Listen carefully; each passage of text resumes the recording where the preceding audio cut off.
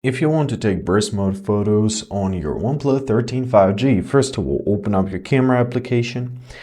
Now make sure that you're in the photo mode. So to take our burst photos, there are a couple ways of doing this. The first one is to hold your shutter button.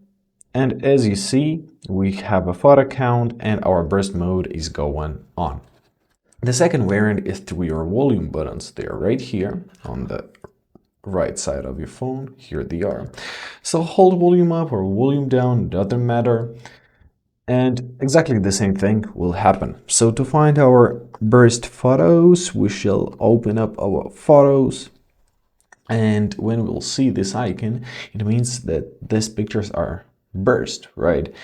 If we're gonna tap at the top right corner and the squares, we can see the whole list of our burst photos, so we can choose the exact shot which we need. And basically that's it. I hope this video is helpful. Thank you so much for watching. Have a great day, and please consider subscribing to our channel.